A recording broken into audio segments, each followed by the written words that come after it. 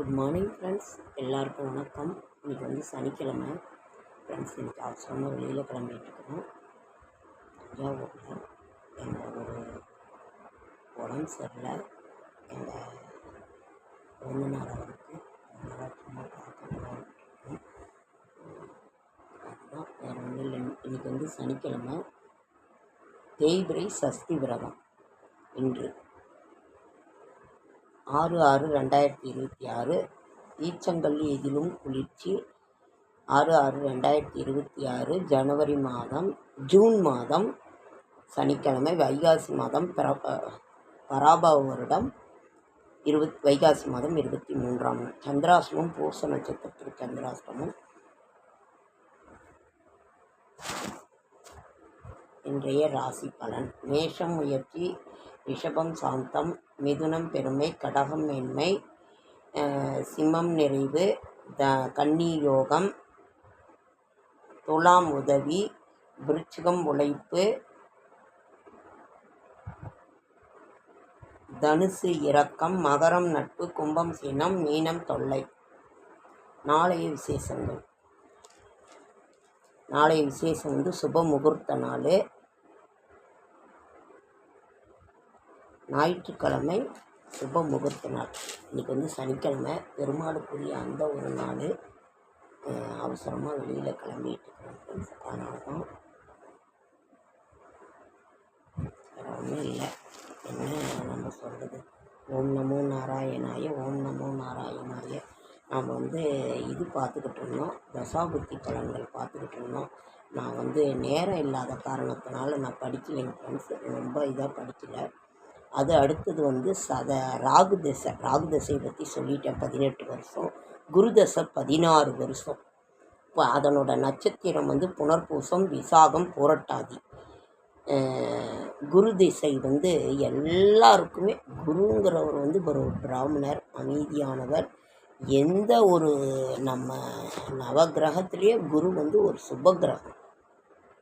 அவர் பார்த்துட்டாருன்னா அந்த ஒரு எந்த ஒரு விஷயத்துக்கும் தீர்வு உண்டு, சுபம்னு அர்த்தம். குரு பகவான் வந்து அவ்வளவு ஒரு சிறப்பானவர். குரு வந்து 16 வருஷம். அவர் வந்து நட்சத்திரமும் அவரோட நட்சத்திரம் சொல்லிட்டேன். செடியாய வல்வினிகள் தீர்க்கும் திருமாலை, நெடியானே வேங்கடவான் என் கோயிலின் வாசல், அடியாரும் வானவரம் மரம்பயிரும் கிடந்து இங்கு படியாய் கிடந்து உன் பவளவாய் காண்பேன். இருங்க, வைகாசி 23 சனிக்கிழமை, வைகாசி 23 சனிக்கிழமை, தேய்பிரை சஷ்டி விரதம், வைத்திரி சிரார்த்தம். நாளைக்கு சுபமுகூர்த்தம், பானு சப்தமி. சரி, குரு பகவானை பற்றி நாம் வந்து, குரு பகவான் வந்து மீனத்துக்கும் தனுசுக்கும் ஆட்சி பலம் பெற்றவர்.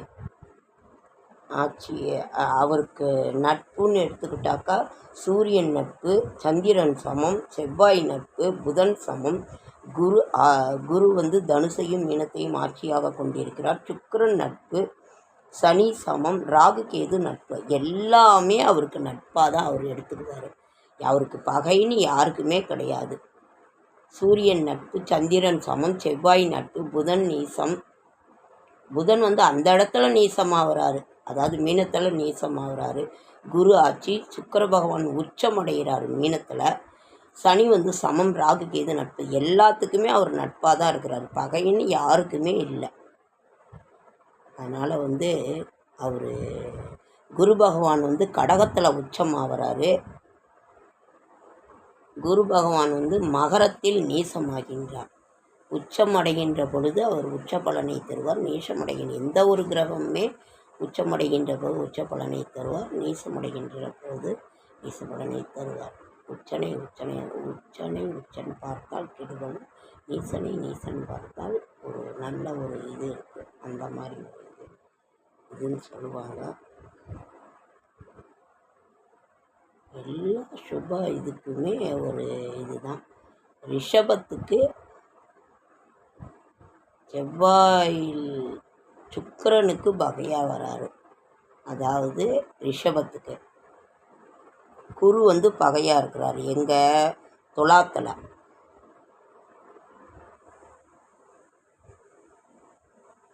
இந்த மாதிரி குரு பகவானை பற்றி நாம் என்ன சொல்ல, அவருக்கு மஞ்சள் பண்டக்கடலை மாலை நாம் வந்து குரு பகவானுக்குரிய அந்த ஒரு வியாழக்கிழமை அந்த ஒரு நாளில் சொல்லலாம்.